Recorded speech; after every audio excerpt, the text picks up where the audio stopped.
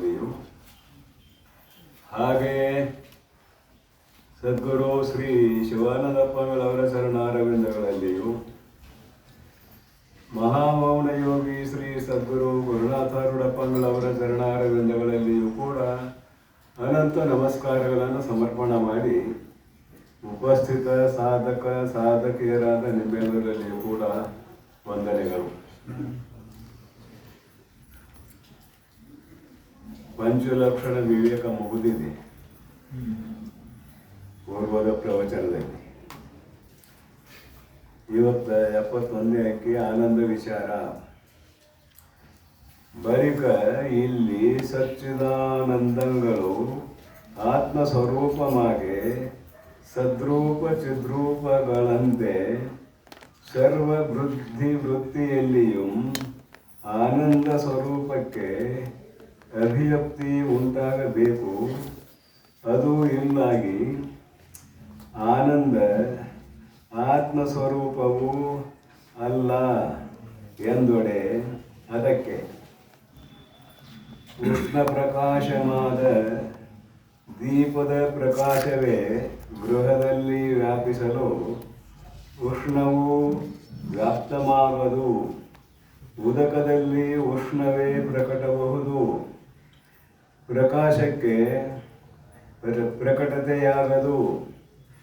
ಕಾಷ್ಠದಲ್ಲಿ ಉಷ್ಣ ಪ್ರಕಾಶವೆಂಬೆರಡಕ್ಕೆಯೂ ತೋರ್ಕೆಯೂ ಅಪ್ಪಂತೆ ಪಾಷಾಣಾದಿಗಳಲ್ಲಿ ಬ್ರಹ್ಮ ಸದ್ರೂಪಕ್ಕೆ ಅಭಿವ್ಯಕ್ತಿಯು ಐಷೆ. ಚಿದಾನಂದಂಗಳಿಗೆ ಅಭಿವ್ಯಕ್ತಿ ಘಟಿಸದು. ಬುದ್ಧಿಯ ತಮೋಗುಣದಿಂದ ಅಜ್ಞಾನಮಯವಾದ ಮೂಢವೃತ್ತಿಯಲ್ಲಿಯೂ ರಜೋಗುಣದಿಂದ ರಾಗಮಯವಾದ ಘೋರ ವೃತ್ತಿಯಲ್ಲಿಯೂ ಸಚ್ಚಿದ್ರೂಪಗಳೆರಡಕ್ಕೆ ಸ್ಪಷ್ಟತೆಯಲ್ಲದೆ ಆನಂದ ರೂಪಕ್ಕೆ ಸ್ಪಷ್ಟತೆ ದೊರಕೊಳ್ಳದು. ಸತ್ವಗುಣದಿಂ ವೈರಾಗ್ಯಮಯವಾದ ಶಾಂತ ವೃತ್ತಿಯಲ್ಲಿ ಸಚ್ಚಿದಾನಂದವೆಂಬ ರೂಪತ್ರಯಕ್ಕೂ ಸ್ಫುರಣಂ ಅಪ್ಪುದು. ಅದರಿಂದ ಆನಂದವು ಆತ್ಮಸ್ವರೂಪಂ ಅಕ್ಕುಂ. ಏನಂತ ಬಳಿಕ ಆತ್ಮನ 5 ಲಕ್ಷಣಗಳನ್ನು ಹೇಳಿದ ಮೇಲೆ ಸದ್ರೂಪ, ಚಿದ್ರೂಪ, ಆನಂದ ರೂಪ, ನಿತ್ಯ ರೂಪ, ಪೂರ್ಣ ರೂಪ, ಹೀಗೆ 5 ಲಕ್ಷಣಗಳನ್ನು ಹೇಳಿದ್ರಲ್ಲ. ಆದರೆ ಏನಂತಾರೆ ಇವರು ಪೂರ್ವ ಪಕ್ಷಿಗಳು, ಸತ್ ಚಿತ್ತ ಆನಂದಗಳು ಆತ್ಮನ ಸ್ವರೂಪಮಾಗೆ ಸದ್ರೂಪ, ಚಿದ್ರೂಪ, ಆನಂದ ರೂಪ. ಇಲ್ಲಿ 2 ಬಿಟ್ಟಿದ್ದಾರೆ, ಈಗ 3 ತಗೊಂಡಿದ್ದಾರೆ. ಸತ್ತು, ಚಿತ್ತು, ಆನಂದ ಇವು ಆತ್ಮನ ಸ್ವರೂಪ ಆಗಿದಾವಂತ ಹೇಳಿದ್ದೀರಿ ಮೇಲಿನ ಹೆಡ್ಡಿಂಗದಲ್ಲಿ. ಆತ್ಮನ ಸ್ವರೂಪ ಆದರೆ ಸದ್ರೂಪ ಚಿದ್ರೂಪಗಳಂತೆ ಸರ್ವ ಬುದ್ಧಿ ವೃತ್ತಿಗಳಲ್ಲಿಯೂ ಆನಂದ ಸ್ವರೂಪಕ್ಕೆ ಅಭಿವ್ಯಕ್ತಿಯುಂಟಾಗಬೇಕು. ಉದಾಹರಣೆಗೆ ಇಲ್ಲಿ ಪುಸ್ತಕ ಇದೆ ನನ್ನ ಎದುರಿಗೆ, ಇದೆ ಅಂದರೆ ಅದು ಸದ್ರೂಪ ತೋರ್ತದ, ಚಿದ್ರೂಪ. ಆದರೆ ಅದ್ರಾಗ ಆನಂದ ಇಲ್ಲ. ಅವನು ಹೇಳಕ್ಕೆ ಹೊಂಟಿದ್ದಾನೆ ಪೂರ್ವ ಪಕ್ಷಿ. ಪುಸ್ತಕದಲ್ಲಿ ಸದ್ರೂಪ ಇದೆ, ಚಿದ್ರೂಪ ಇದೆ, ಆದರೆ ಆನಂದ ರೂಪ ಇಲ್ಲಿ ಇಲ್ಲ. ಆತ್ಮನು ಸದ್ರೂಪ, ಚಿದ್ರೂಪ, ಆನಂದ ರೂಪ ಅಂದ್ರೆ ಅವೆಲ್ಲ ಕಡೆ ವ್ಯಾಪಿಸಿಕೊಂಡಿದ್ದಾನೆ. ಆತ್ಮ ಪರಿಚ್ಛಿನ್ನ ಅಲ್ಲ, ಸರ್ವತ್ರ ವ್ಯಾಪಿಸಿಕೊಂಡಿದ್ದಾನೆ. ಹೀಗಿರುವಾಗ ಎದುರಿಗೆ ಒಂದು ಪುಸ್ತಕ ಇಟ್ಕೊಂಡು ಹೇಳಕತ್ತೇನೆ, ಈ ಪುಸ್ತಕದಲ್ಲಿ ಸದ್ರೂಪ ಚಿದ್ರೂಪ 2 ಇದಾವೆ. ಯಾಕಂದ್ರೆ ಕಾಣ್ತದೆ ಚಿದ್ರೂಪ ಇದೆ, ಸದ್ರೂಪ, ಆದರೆ ಆನಂದ ರೂಪ ಇದ್ರಾಗಿಲ್ಲ. ಪೂರ್ವ ಪಕ್ಷಿ ಮಾತಿರು, ಆನಂದ ರೂಪ ಇದ್ರಾಗಿಲ್ಲ. ಅದು ಉಂಟಾಗಬೇಕು.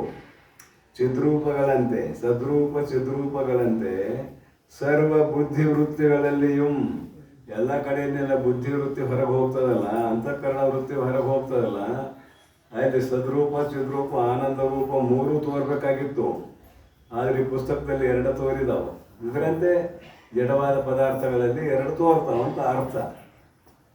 ಆನಂದ ಸ್ವರೂಪಕ್ಕೆ ಅಭಿವ್ಯಕ್ತಿ ಉಂಟಾಗಬೇಕು. ಆತ್ಮನೂ ಪರಿಪೂರ್ಣ ಅಂತ ಹೇಳಿದ್ದೀರಿ, ಮತ್ತು ಆನಂದವೂ ಕೂಡ ಇಲ್ಲಿ ತೋರ್ಬೇಕಲ್ಲ. ಇಲ್ಲಿ ತೋರೋದಿಲ್ಲ ಅಂತ ನಾವು, ಇಲ್ಲಿ ಆನಂದ ತೋರೋದಿಲ್ಲ. ಅಭಿವ್ಯಕ್ತಿ ಉಂಟಾಗಬೇಕು, ಅದು ಇಲ್ಲಾಗಿ ಇಲ್ಲಿ ಆನಂದವೂ ತೋರದೇ ಇರುವುದರಿಂದ, ಜಡವಾದ ಪದಾರ್ಥಗಳಲ್ಲಿ ಆನಂದವೂ ತೋರದೇ ಇರುವುದರಿಂದ ಆನಂದ ಆತ್ಮ ಸ್ವರೂಪವು ಅಲ್ಲ. ಆನಂದ ಅಂತೇನು ಹೇಳ್ಕೊಂಬಂದ್ರಲ್ಲ, ಅದು ಆತ್ಮನ ಸ್ವರೂಪ ಅಲ್ಲ.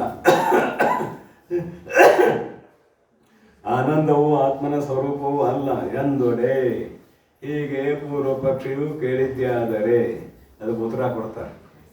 ಏನು ಉತ್ತರ ಕೊಡ್ತಾರೋ ಅಂತ ಕೇಳಿದರೆ, ನಿಮ್ಮ ಮನ್ಯಾಗ ಒಂದು ದೀಪ ಐತಿ, ಹಳಿ ಕಾಲದ ಕತೆ ಇದು, ಈಗಿಂದ ಅಲ್ಲ. ಈಗೆಲ್ಲ ಬಲ್ಬ್ ಬಂದಿದ್ದಾವೆ, ಈಗ ಕರೆಂಟ್ ಬಂದವು. ಹಳಿ ಕಾಲದ ಕತೆ, ಆ ಕಾಲದಲ್ಲಿ ನಿಂತ್ಕೊಂಡ್ರೆ ಬರೆದದ್ದು, ಅದನ್ನು ಇಟ್ಕೋಬೇಕು.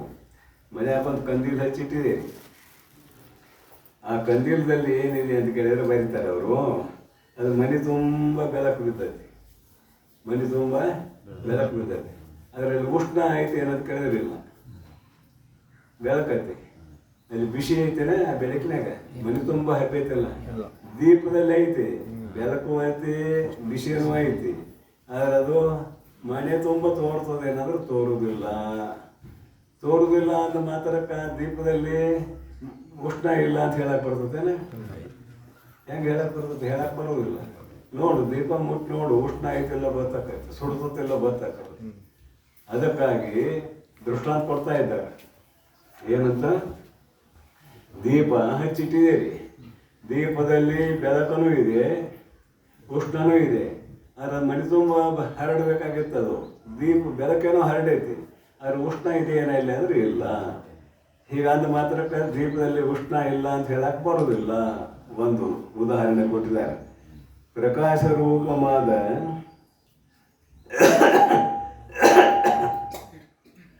ಉಷ್ಣ ಪ್ರಕಾಶ ರೂಪವಾದ ದೀಪದ ಪ್ರಕಾಶವೇ ಗೃಹದಲ್ಲಿ ವ್ಯಾಪಿಸಲು ಉಷ್ಣವು ವ್ಯಾಪ್ತಮಾಗದು. ಅಲ್ಲಿ ಉಷ್ಣ ನಮಗೆ ಕೈಗತ್ತೋದಿಲ್ಲ, ವ್ಯಾಪ್ತಮಾಗದು. ಉದಕದಲ್ಲಿ ಉಷ್ಣವೇ ಪ್ರಕಟಬಹುದು.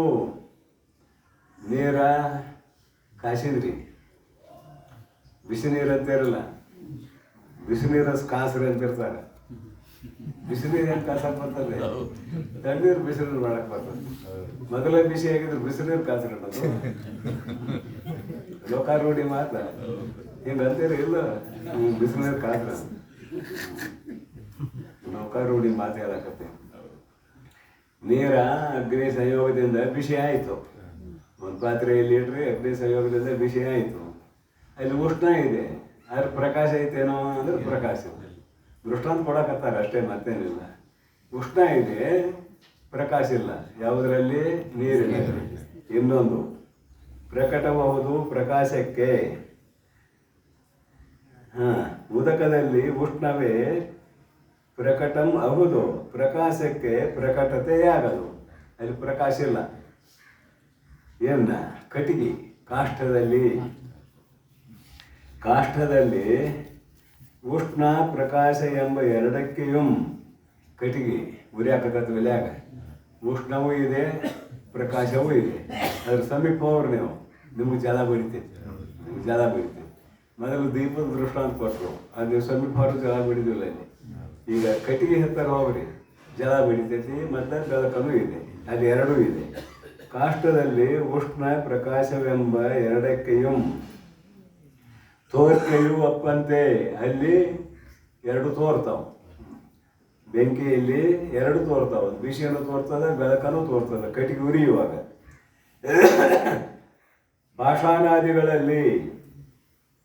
ಪಾಷಾಣಾದಿಗಳಲ್ಲಿ ಕಲ್ಲು ಮೊದಲಾದವುಗಳಲ್ಲಿ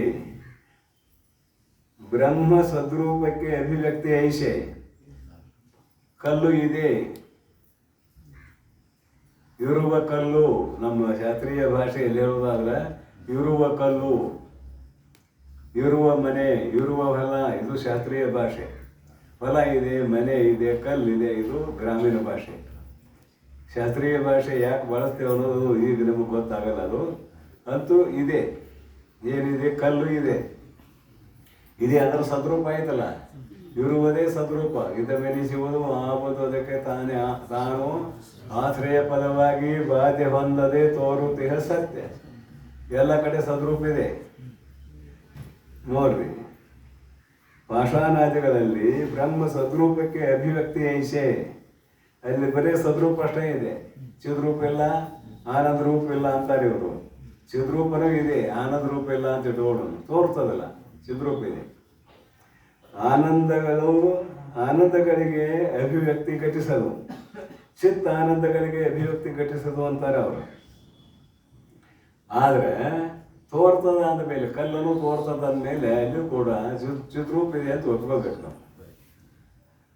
ಬುದ್ಧಿಯ ತಮೋಗುಣದಿಂದ ಅಜ್ಞಾನಮಯವಾದ ಮೂಢವೃತ್ತಿಯಲ್ಲಿಯೂ, ಇವು ದೃಷ್ಟಾಂತ ಅದು ಮೇಲಿನ.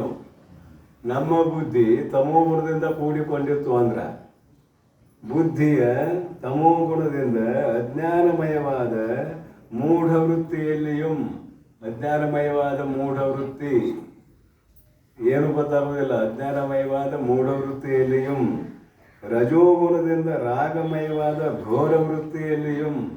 ರಜೋಗುಣ ಬಂತಂದ್ರೆ ಇವ ಅದನ್ನು ಮಾಡಿ ಇದನ್ನು ಮಾಡಿ ಅದ್ರಾಗ ಮುಳುಗಿರ್ತಾನೆ.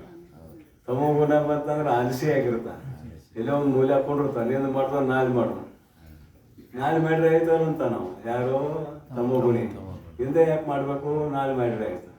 ಹಿಂದೆ ಯಾಕೆ ಊಟ ಮಾಡಬೇಕು, ನಾಳೆ ಮಾಡಿದ್ರೆ ಆಗೋದಿಲ್ಲ, ಅದನ್ನು ಒಪ್ಪೋದಿಲ್ಲ ನಾವು. ಊಟ ಅಂತೂ ಬೇಕು, ಕೆಲಸ ಬೇಡ. ಕಷ್ಟಕ್ಕೆ ಕರಿಬೇಡ್ರಿ, ಊಟಕ್ಕೆ ಮರಿಬೇಡ್ರಿ. ಇಂಥವರು ಇದ್ದಾರೆ, ಅದಕ್ಕೆ ಅಲ್ಲಿ ಬರೀತಾರೆ ಮೂಢವೃತ್ತಿ ಅದ. ಮೂಢವೃತ್ತಿಯಲ್ಲಿ ರಜೋಗುಣದಿಂದ ಅದು ತಮೋಗುಣ ಮೊದಲಿನಿಂದ ಇದು ರಜೋಗುಣದಿಂದ ರಾಗಮಯವಾದ ಘೋರ ವೃತ್ತಿಯಲ್ಲಿಯೂ. ರಾಗ ಅಂದ್ರೆ ವಿಷಯಗಳಲ್ಲಿ ಪ್ರೀತಿ ಉಂಟಾದಾಗ ಅದನ್ನು ಸಂಪಾದನೆ ಮಾಡಿ ಇದನ್ನು ಸಂಪಾದನೆ ಮಾಡುತ್ತೆ, ಅದ್ರಾಗ ಹೋಗಿಬಿಡ್ತದೆ. ಅಲ್ಲಿ ಆನಂದ ತೋರಿಸೋದೇನೋ ತೋರುವುದಿಲ್ಲ. ಸಚ್ಚಿದ್ರೂಪಗಳು ಎರಡಕ್ಕೆ, ಅಲ್ಲಿ ಸದ್ರೂಪ ಇದೆ, ಚಿದ್ರೂಪ ಇದೆ, ಎರಡಕ್ಕೆ ಸ್ಪಷ್ಟತೆಯಲ್ಲದೆ ಆನಂದ ರೂಪಕ್ಕೆ ಸ್ಪಷ್ಟತೆ ದೊರಕೊಳ್ಳದು. ಆನಂದ ಅಲ್ಲಿ ಸ್ಪಷ್ಟವಾಗಿ ಕಾಣುವುದಿಲ್ಲ ಅಂತಿದ್ರೆ ಅರ್ಥ, ಸ್ಪಷ್ಟತೆ ದೊರಕೊಳ್ಳೋದು.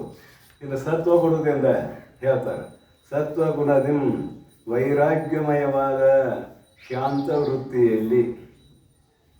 ಸತ್ವಗುಣ ಇತ್ತಂದ್ರೆ ಇದು ಅಧ್ಯಾತ್ಮದ ಸಾಧನೆ ಹೇಳುವಂಥ ವಿಷಯ.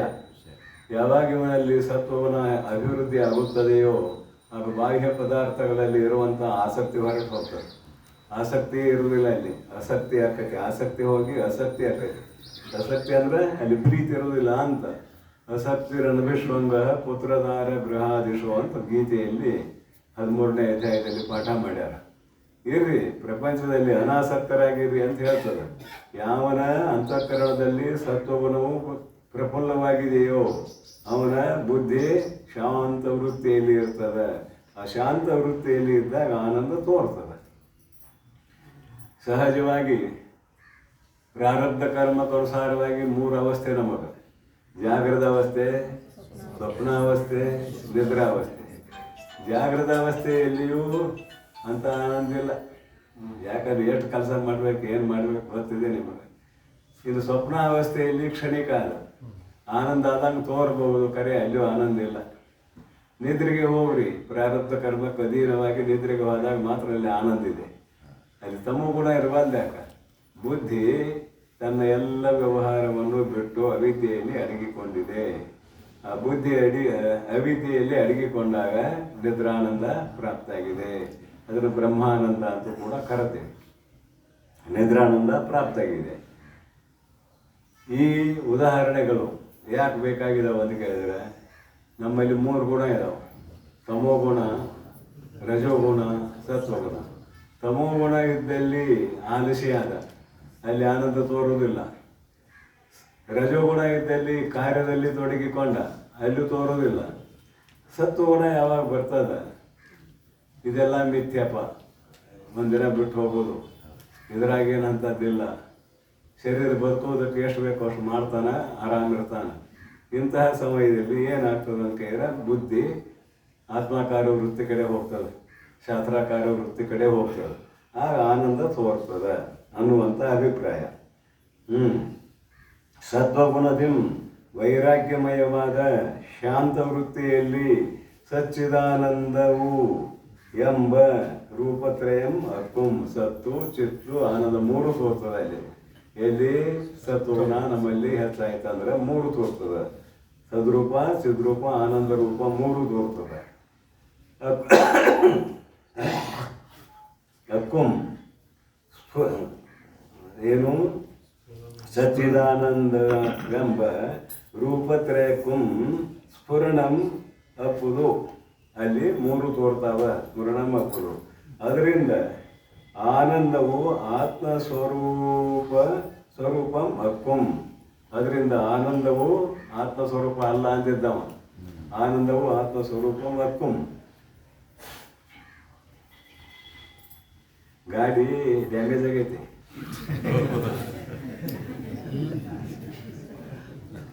ಈಗ 4 ಟೈಮ್ ಆಗೈತೆ ಪಾಪ ಅವರಿಗೆ. ಸೋಮೇಶ್ವರ ಸ್ವಾಮಿಗಳು ಹೇಳಿದ್ರು, ಅವರು ಯಾಟ ತಮ್ಮೂ ಯಾಟ ನನ್ನೂ ಯಾಟ 4 ಟೈಮ್ ಅವರು ಹೇಳ್ಬೇಕಾರೆ.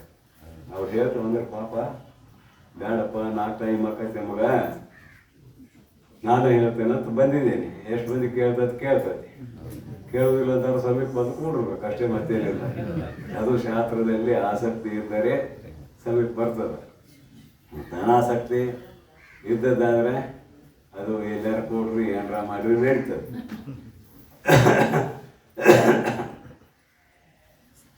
ಆನಂದ ವಿಚಾರ. ನಿನ್ನ ಮನಸ್ಸು ನಿನ್ನ ಬುದ್ಧಿ ಶಾಂತ ಆಗಿತ್ತಂದ್ರೆ ಅಲ್ಲಿ ಸದ್ರೂಪ ಚಿದ್ರೂಪ ಆನಂದ ರೂಪ ಎಲ್ಲ ಇದೆ. ನಿನ್ನ ಮನಸ್ಸು ಬುದ್ಧಿ ರಜೋಗುಣದಿಂದ ಕೂಡಿದಾಗ ಅಲ್ಲಿ ಸದ್ರೂಪ ಚಿದ್ರೂಪ ಎರಡ ತೋರ್ತಾವೆ. ತಮೋಗುಣದಿಂದ ಕೂಡಿದಾಗ ಕೇವಲ ಸದ್ರೂಪಟ ತೋರ್ತದೆ, ಅಲ್ಲಿ ಚಿದ್ರೂಪ ತೋರ್ದಿರಿಲ್ಲ. ಆದುದರಿಂದ ಈ ರೀತಿಯಾಗಿ ಆತ್ಮನ ಆನಂದ ಯಥಾರ್ಥವಾಗಿ ಇದೆ. ತೋರದೇ ಇದ್ದ ಮಾತ್ರಕ್ಕೆ ಆತ್ಮನ ಸ್ವರೂಪ ಆನಂದ ಅಲ್ಲ ಅಂತ ಹೇಳಲಿಕ್ಕೆ ಬರೋದಿಲ್ಲ. ಏನು ದೃಷ್ಟಾಂತ ಕೊಟ್ಟರು? ದೀಪದ ದೃಷ್ಟಾಂತ ಕೊಟ್ಟಿದ್ದಾರೆ. ಸ್ಪಷ್ಟತೆಗೆ ದೀಪದ ದೃಷ್ಟಾಂತ. ದೀಪದ ಬೆಳಕು ಮನೆ ತುಂಬ ಬಿದ್ದರೂ ಕೂಡ ಅದು ಪ್ರಕಾಶ ಇದೆ, ಆದರೆ ಅಲ್ಲೇನಿಲ್ಲ, ಉಷ್ಣ ಇಲ್ಲ. ಉಷ್ಣ ಇಲ್ಲ ಅಂತ ನನ್ನ ಕೈಗೆ ಹತ್ತಲಿಲ್ಲ ಅನ್ನೋ ಮಾತ್ರ ದೀಪದಲ್ಲಿ ಉಷ್ಣ ಇಲ್ಲ ಅಂತ ಹೇಳೋಕ್ಕಾಗತ್ತೆ ಏನಂದ್ರೆ ಆಗುವುದಿಲ್ಲ. ಹಾಗೆ ನಿನ್ನ ಬುದ್ಧಿ ತಮೋಗುಣದಿಂದ ಕೂಡಿದಾಗ ಆನಂದ ತೋರುವುದಿಲ್ಲ, ರಜೋಗುಣದಿಂದ ಕೂಡಿದಾಗ ಆನಂದ ತೋರುವುದಿಲ್ಲ. ಸತ್ವಗುಣದಿಂದ ನಿನ್ನ ಬುದ್ಧಿ ಕೂಡಿಕೊಂಡಿತ್ತು ಅಂದರೆ ಅಲ್ಲಿ ಸದ್ರೂಪನೂ ಇದೆ, ಚಿದ್ರೂಪನೂ ಇದೆ, ಆನಂದ ರೂಪನೂ ಇದೆ ಅಂತ ಸಮಾಧಾನ ಹೇಳಿದ್ದಾನೆ. ಸತ್ತಾ ಸ್ವರೂಪದ ವಿವೇಕ. ಬಳಿಕ ಕ್ರಮದಿಂದ ಪೇರಿದ ಪಂಚ ಸ್ವರೂಪಗಳಿಗೆ ಉಪಾಧಿ ಭೇದಂ ಎಂತೆನೆ ವ್ಯಾವಹಾರಿಕ ಸತ್ಯಯು, ಪ್ರಾತಿಭಾಸಿಕ ಸತ್ಯಯು, ಪಾರಮಾರ್ಥಿಕ ಸತ್ಯಯು ಎಂದು ಸತ್ತಾತ್ರಯಂ ಅದರಲ್ಲಿ ಜಾಗ್ರದ ಅವಸ್ಥೆಯೊಳು ಘಟಾದಿಗಳ ಸತ್ಯಯು ವಿದೇಹ ಕೈವಲ್ಯ ಪರ್ಯಂತ ಮಧ್ಯ ಸುಪ್ತಿ ಮೂರ್ಛೆ ಮೊದಲಾದ ಅವಸ್ಥೆಗಳಲ್ಲಿ ತೋರದೇ ಇದ್ದು ಬಳಿಕ ಎಚ್ಚೆತ್ತು ನೋಡಿದೊಡೆ ಮೊದಲಿನಂತೆ ತೋರುತ್ತಿಹುದಾಗಿ ವ್ಯಾವಹಾರಿಕ ಸತ್ಯ ಎನಿಸುವುದು. ಶುಕ್ತಿ ರಜತದ ಕನಸಿನ ವಿಷಯಾದಿಗಳ ಸತ್ಯಯೇ ತೋರುವ ಕಾಲದಲ್ಲಿ ಅಲ್ಲದೆ ಎಚ್ಚತ್ತು ಮರಳಿ ಕಾಂಬ ಸ್ವಪ್ನದೊಳಗುಂ ಇಲ್ಲವಾಗಿ ಪ್ರಾತಿಭಾಸಿಕ ಸತ್ಯ ಎನಿಸುವುದು. ಸಮಸ್ತ ಕಲ್ಪನೆಗೆ ಅಧಿಷ್ಠಾನವಾಗಿ ತೋರದ ಅಡಗದ ಬ್ರಹ್ಮ ಸತ್ಯಯೇ ಪಾರಮಾರ್ಥಿಕ ಸತ್ಯಯು ಅಕ್ಕುಂ. ಬಳಿಕ ಆನಂದ ವಿಚಾರವನ್ನು ಹೇಳಿದ ನಂತರ ಕ್ರಮವಾಗಿ ಹೇಳಿದ 5 ಸದ್ರೂಪ, ಚಿದ್ರೂಪ, ಆನಂದ ರೂಪ, ನಿತ್ಯ ರೂಪ, ಪೂರ್ಣ ರೂಪ. ಕ್ರಮದಿಂದ ಪೇಳಿದ ಪಂಚ ಸ್ವರೂಪಗಳಿಗೆ ಉಪಾಧಿ ಭೇದಂ ಎಂತೆನೆ. ಈ ಪಂಚ ಸ್ವರೂಪ ಆತ್ಮನಲ್ಲಿ 5 ತೋರ್ತಾವಲ್ಲ, ಸದ್ರೂಪ, ಚಿದ್ರೂಪ, ಆನಂದ ರೂಪ, ನಿತ್ಯ ರೂಪ, ಪೂರ್ಣ ರೂಪ. ಇದು ಉಪಾಧಿ ಭೇದದಿಂದ ತೋರ್ತದ. ಸದ್ರೂಪ ಚಿದ್ರೂಪ ಉಪಾಧಿ ಭೇದದಿಂದ ತೋರ್ತದ.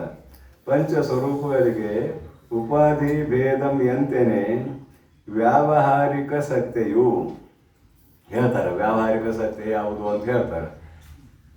ಒಂದು ವ್ಯಾವಹಾರಿಕ ಸತ್ಯ, ಎರಡನೇದು ಪ್ರಾತಿಭಾಷಕ ಸತ್ಯ, ಮೂರನೇದು ಪಾರಮಾರ್ಥಕ ಸತ್ಯವು.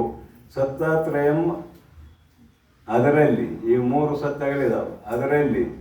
ಅದರಲ್ಲಿ ಏನಾಗ್ತದಲ್ಲ, ಜಾಗೃತ ಅವಸ್ಥೆಯಲ್ಲಿ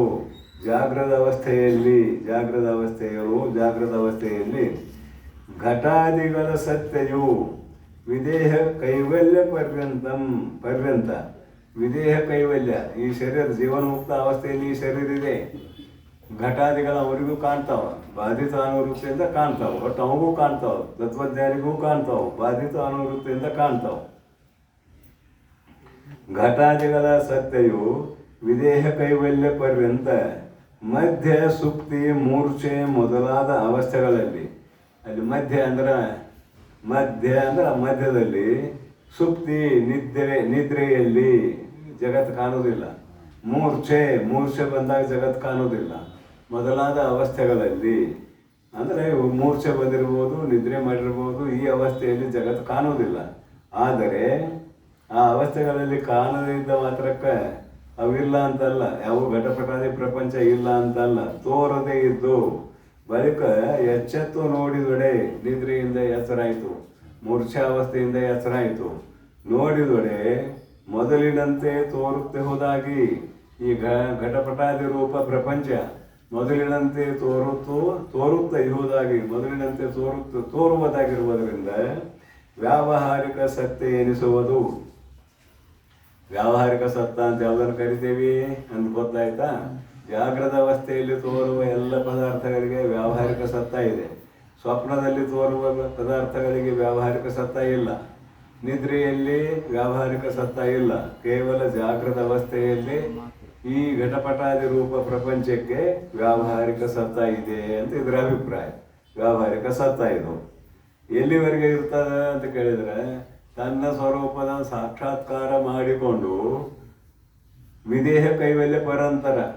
ವಿದೇಹ ಕೈವಲ್ಯ ಅಂದರೆ ಶರೀರ ಬಿದ್ದು ಹೋಗಬೇಕು. ಈ ಶರೀರ ಬಿದ್ದು ಹೋಗುವಾಗೆ ತೋರುದ ಒಬ್ಬ ತತ್ವಜ್ಞಾನಿ ಇದ್ದಾನೆ. ಅವನು ಜಗತ್ತಿನಲ್ಲಿ ಅಡ್ಡಾಡ್ತಾ ಇದ್ದಾನೆ. ಅವನಿಗೂ ಜಗತ್ತು ತೋರ್ತದ. ಆದರೆ ಅವಾಗ ಹೆಂಗೆ ತೋರ್ತದ ಅಂತ ಕೇಳಿದರೆ, ಕಪ್ಪೆ ಚಿಪ್ಪಿನಲ್ಲಿ ಬೆಳ್ಳಿ ತೋರ್ತದಲ್ಲ, ಹಂಗೆ ತೋರ್ತದ ಅವನು. ಇದಕ್ಕೆ ಬಾಧಿತ ಅನುವೃತ್ತಿ ಅಂತ ಕರಿತೀವಿ. ಬಾಧಿತ ಅನುವೃತ್ತಿಯಿಂದ ಅವಾಗ ಜಗತ್ತು ತೋರ್ತದೆ. ವ್ಯಾವಹಾರಿಕ ಸತ್ಯ ಎನಿಸುವುದು ಶುಕ್ತಿ ರಜತ. ಶುಕ್ತಿ ಬೆಳ್ಳಿಯಂತ ಕಾಣ್ತದೆ.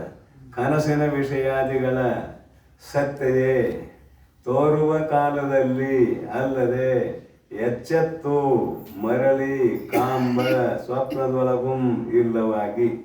ಇದು ಪ್ರಾತಿಭಾಷಕ ಸತ್ತ. ಬೆಳ್ಳಿ ಕಪ್ಪೆ ಚಿಪ್ಪಿನಲ್ಲಿ ತೋರುವ ಬೆಳ್ಳಿ ನೋಡುವ ಘಟ್ಟ ಕಾಣ್ತದೆ. ಆ ಕಪ್ಪೆ ಚಿಪ್ಪಿನ ಬೆಳ್ಳಿ ಜ್ಞಾನ ಆದ್ಮೇಲೆ, ಕಪ್ಪೆ ಚಿಪ್ಪಿನ ಜ್ಞಾನ ಆದ್ಮೇಲೆ ಅಲ್ಲಿ ಬೆಳ್ಳಿ ಇದೆ ಏನಂದ್ರೆ ಇಲ್ಲ. ಮತ್ತು ಖಂಡಿತಲ್ಲ ಅಂದ್ರೆ ಅದು ಪ್ರಾತಿಭಾಷಕ ಸತ್ತ. ಹಾಗೆ ಸ್ವಪ್ನದಲ್ಲಿ ಪದಾರ್ಥಗಳು ಏನೇನೋ ಕಲ್ಪನೆ ಮಾಡಿಕೊಂಡಿದೆಯ, ಅವು ಎಲ್ಲ ತೋರ್ತಾವೆ. ಆದರೆ ಎಚ್ಚರ ಆದ್ಮೇಲೆ ಅವು ಯಾವೂ ಇಲ್ಲ. ಅವು ತೋರುವ ಕಾಲದಲ್ಲಿ ಅಷ್ಟೇ ಇರ್ತಾವೆ, ತೋರದೇ ಇರುವ ಕಾಲದಲ್ಲಿ ಇಲ್ಲ. ಅವು ನೀವು ನೋಡುವಾಗ ಅಷ್ಟೇ ಇರ್ತಾವೆ, ನೀವು ನೋಡ್ತಿದ್ರೆ ಅವಿಲ್ಲ. ಇದಕ್ಕೆ ಪ್ರಾತಿಭಾಷಕ ಸತ್ಯ ಅಂತಾರೆ. ಅಂದರೆ ಅಧಿಷ್ಠಾನದ ಜ್ಞಾನ ಆಯ್ತಾದ್ರೆ ಪ್ರಾತಿಭಾಷಕ ಸತ್ಯ. ಕಪ್ಪೆ ಚಿಪ್ಪಿನ ಜ್ಞಾನ ಆದಾಗಲೇ ಬೆಳ್ಳಿ ಅಲ್ಲ ಅಂತ ನಿಶ್ಚಯ. ನಿನಗೆ ಎಚ್ಚರ ಆದಾಗಲೇ ಕನಸಿನ ಪದಾರ್ಥಗಳೆಲ್ಲವೂ ಸುಳ್ಳು ಅಂತ ನಿಶ್ಚಯ. ಅದು ಪ್ರಾತಿಭಾಷಕ ಸತ್ತ ಅಂತ ಕರೆಸ್ಕೊಳ್ತದೆ. ವಿಷಯಾದಿಗಳ ಸತ್ಯೆ ತೋರುವ ಕಾಲದಲ್ಲಿ ಅಲ್ಲದೆ ಎಚ್ಚೆತ್ತು ಮರಳಿ ಕಾಂಬ ಸ್ವಪ್ನದೊಳಗೂ ಇಲ್ಲವಾಗಿ, ಅದು ಇಲ್ಲ. ಪ್ರಾತಿಭಾಷಕ ಸತ್ಯ ಎನಿಸುವುದು.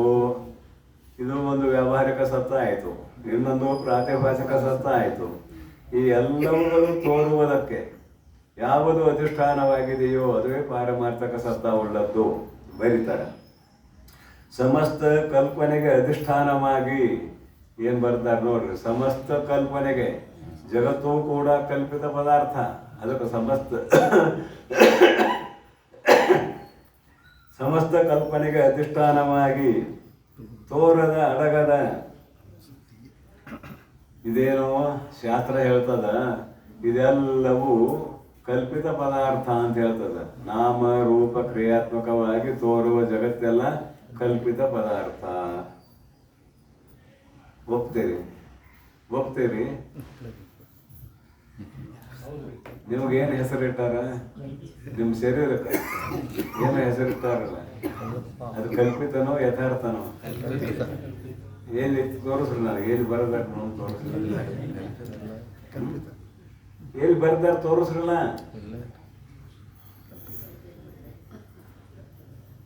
ತೋರ್ಸಕ್ಕಾಗೋದಿಲ್ಲ. ಹುಟ್ಟಿದ 5 ದಿನಕ್ಕೋ 13 ದಿನಕ್ಕೋ 11 ದಿನಕ್ಕೋ ಒಂದು ಹೆಸರು ಇಟ್ಟಿದ್ದಾರೆ.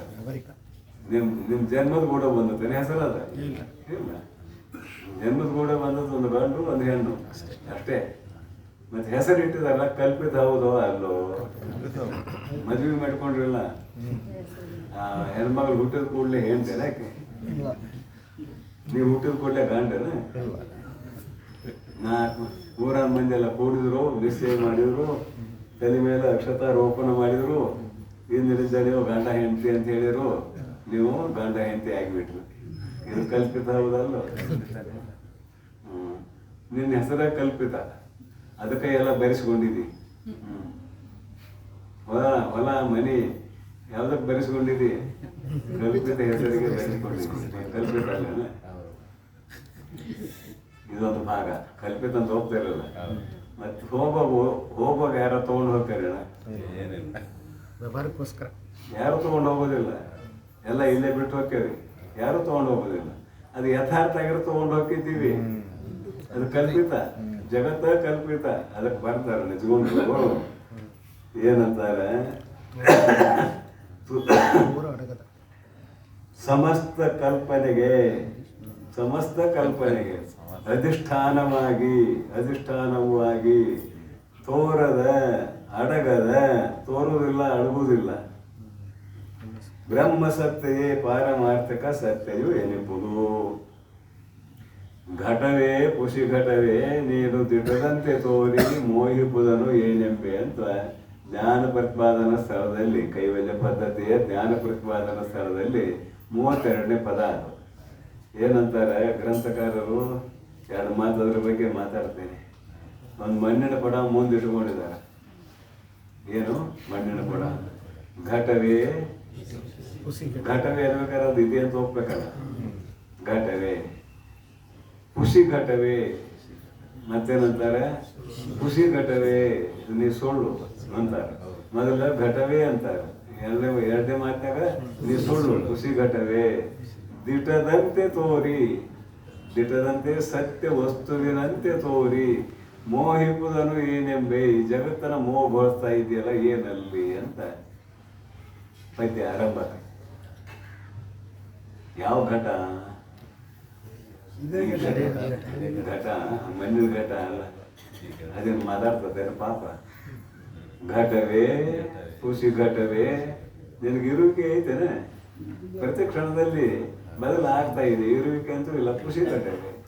ನೀನು ದಿಟದಂತೆ ತೋರಿ ಮೋಹಿಪದನು ಏನೆಂಬೆ. ನೀ ಸತ್ಯ ವಸ್ತುವಿನಂತೆ ತೋರಿ ಇಡೀ ಜಗತ್ತನ್ನ ಕಟ್ಟಿ ಹಾಕಿದೆಯಲ್ಲ ಮೋಹದಿಂದ ಇಡೀ ಜಗತ್ತನ್ನೇ ಕಟ್ಟಿ ಹಾಕಿದೆಯಲ್ಲ ಅಂತಾರೆ ಗ್ರಂಥಕಾರರು.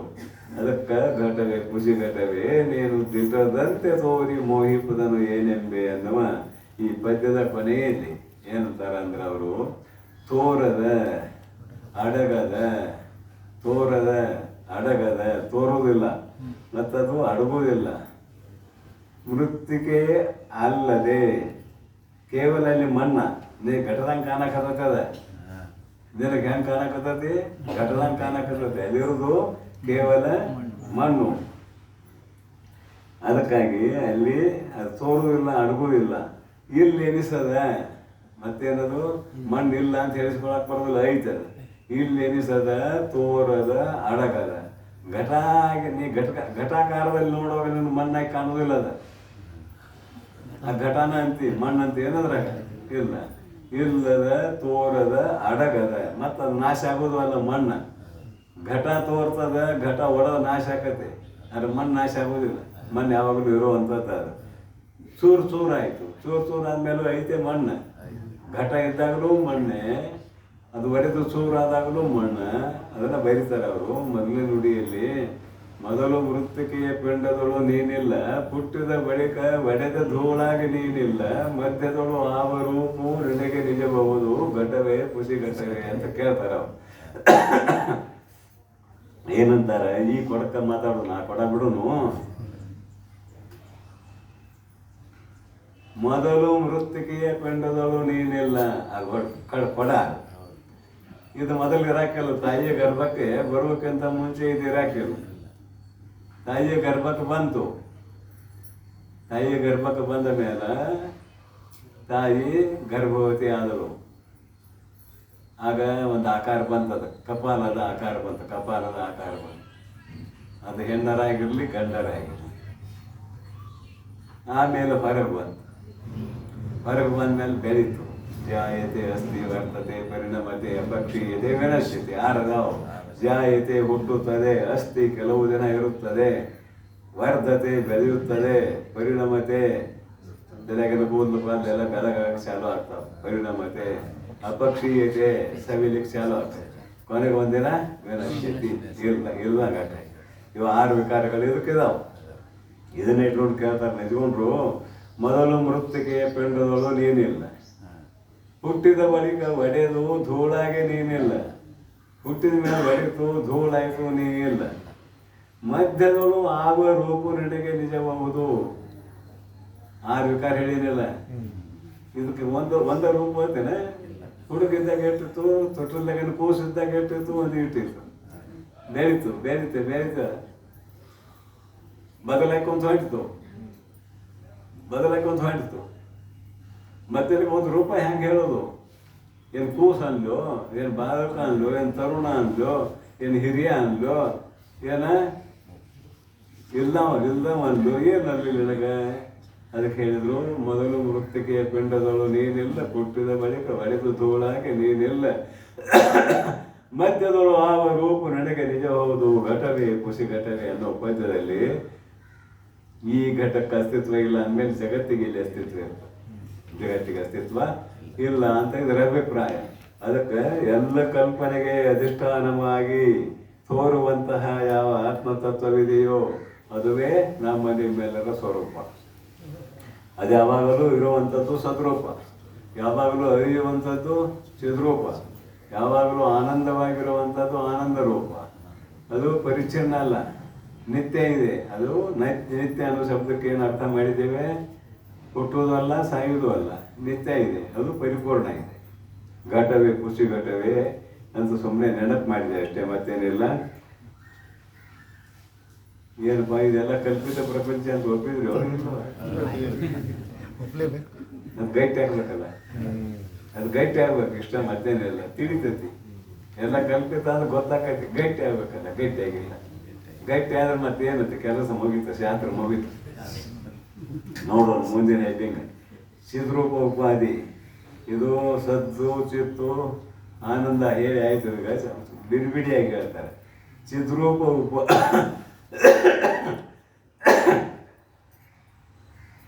ಚಿದ್ರೂಪೋಪಾಧಿ ಭೇದ, ಚಿದ್ರೂಪೋಪಾಧಿ ಭೇದ ಅಂತ ಬರ್ತಾರೆ.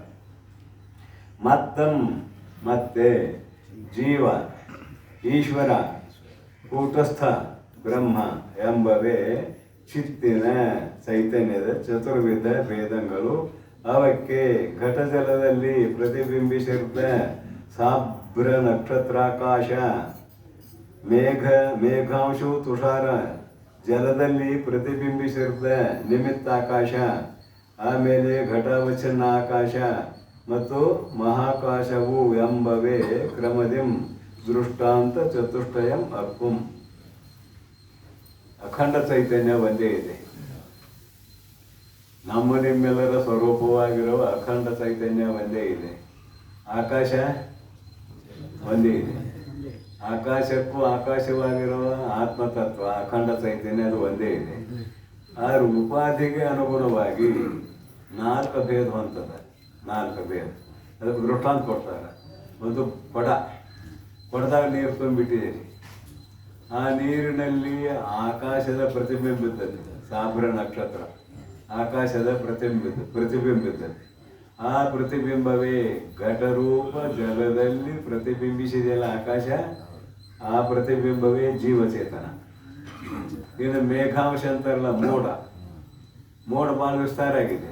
ಆ ಮೋಡದಲ್ಲಿಯೂ ಕೂಡ ಸೂರ್ಯನ ಪ್ರತಿಬಿಂಬ ಬಿದ್ದಿದೆ, ನಮಗೆ ಕಾಣೋದಿಲ್ಲ. ನೀರೈತೆ ಅಂದ್ರೆ ಪ್ರತಿಬಿಂಬ ಇರಲೇಬೇಕು. ಮೋಡದಲ್ಲಿ ನೀರೈತೆ ಇಲ್ಲ, ಅದು ನೀರಿಲ್ಲ ಅಂದ್ರೆ ಮಳೆ ಹೆಂಗಾಕೈತೆ? ಮೋಡದಲ್ಲಿ ನೀರೈತಿ, ಅಲ್ಲೇನು ಸೂರ್ಯನ ಪ್ರತಿಬಿಂಬ ಬಿದ್ದತ್ತಲ್ಲ. ಹಾಗೆ ಈಶ್ವರ ಚೇತನ, ಘಟದಲ್ಲಿರುವ ನೀರಿನಲ್ಲಿ ಆಕಾಶದ ಪ್ರತಿಬಿಂಬ ಜೀವಚೇತನ. ಮೇಘಾಂಶ, ಮೇಘ ತುಷಾರಾಂಶ, ಮೋಡಗಳಲ್ಲಿ ಪ್ರತಿಬಿಂಬ ಸೂರ್ಯನ ಬಿದ್ದದಲ್ಲ, ಅದು ಈಶ್ವರ ಚೇತನ. ಇದು ಬರ್ತಾರೆ 4 ಬರ್ತಾರೆ, ಅದು ಈಶ್ವರ ಚೇತನ. ಆಮೇಲೆ ಘಟಾವಚ್ಛನ್ನ ಆಕಾಶ ಇದೆಯಲ್ಲ, ಏನದು ಅವಚ್ಛನ್ನ ಶಬ್ದ ನಿಮಗೆ ಗೊತ್ತಾಗಬೇಕಲ್ಲ. ಘಟ ಹವನ ದೇಶದಲ್ಲಿ ಇರುವ ಆಕಾಶ, ಘಟ ಹವನ ದೇಶದಲ್ಲಿರುವ ಆಕಾಶ, ಹೊರಗಿಂದಲ್ಲ. ಇದಕ್ಕೇನಂತಾರೋ ಘಟಾವಚ್ಛನ್ನ ಆಕಾಶ ಅಂತಾರೆ. ಇದು ಕೂಟಸ್ಥ ಚೇತನ. ಮೊನ್ನೆ ಹೇಳಿದ್ದೀನಿ, ನೆನಪು ಮಾಡಿಕೊಡ್ರಿ. ಇದು ಕೂಟಸ್ಥ ಚೇತನ. ಅದೇನು ಹೇಳಿದ್ದೇನೆ ಅನ್ನೋದು ನೆನಪು ಮಾಡ್ತೇನೆ. ಇನ್ನು ಈ ಮಹಾಕಾಶ ಇದೆಯಲ್ಲ, ಅದುವೇ ಬ್ರಹ್ಮಚೇತನ. ಬ್ರಹ್ಮಚೇತನ ದೊಡ್ಡದು, ಮಹಾಕಾಶ ಇದ್ದಂತೆ. ಅದಕ್ಕೆ ಆ ಉಪಾಧಿ ಇಲ್ಲ. ಘಟಾವಚ್ಛನ್ನ ಆಕಾಶ ಇದೆಯಲ್ಲ, ಅದು ಕೂಟಸ್ಥ ಚೇತನ ಅಂದೀವಿ ನಾವು. ಕೂಟಸ್ಥ ಚೇತನ ಹಂಗಂದ್ರೆ ಏನು? ಮೊನ್ನೆಲ್ಲ ಹೇಳಿದ್ದೀನಿ. ಕೂಟಸ್ಥ ಚೇತನ ಘಟಾವಚ್ಛನ್ನ ಆಕಾಶದಲ್ಲಿ ಏನು ಮಾಡಿದ್ದೀರಿ? ನೀರು ಹಾಕಿದ್ದೀರಿ, ಅಡುಗೆ ಮಾಡಿದ್ದೀರಿ, ಅನ್ನ ಮಾಡಿದ್ದೀರಿ, ಅಡುಗೆ ಮಾಡಿದ್ದೀರ, ಅನ್ನ ಮಾಡಿದ್ದೀರಿ. ಆ ಅನ್ನದ ನೀವು ನೀರು ಹಾಕಿದ್ದೀರಿ ಅದ್ರಾಗ ಬೈಲ್ನ್ಯಾಗ. ಏನು ಪಾತ್ರೆಯಲ್ಲಿ ನೀರು ಹಾಕಿರೋ, ಬೈಲ್ನ್ಯಾಗ ನೀರು ಹಾಕಿರೋ? ಪಾತ್ರೆಯಲ್ಲಿ ಹಾಕಿರೋ. ಪಾತ್ರೆಯಲ್ಲಿ ಹಾಕಕ್ಕೆ ಬರೋದಿಲ್ಲ. ಒಂದು ಪಾತ್ರೆ ತೊಗೊಂಡ್ಬರಿ, ತೋರಿಸ್ತಿರ್ಬೇಕಾರೆ ಇದ ಪಾತ್ರೆ ಅಂತ ಇಟ್ಕೊಳ್ರಿ. ಇದ ಪಾತ್ರೆ ಅಂದ್ರೆ ಈ ತಗಡ, ಈ ತಗಡ್ನಾಗ ನೀರು ಹಾಕ್ತೀರಿ, ಮತ್ತೆ ಅದ್ರಾಗ ನೀರು ಹಾಕಿ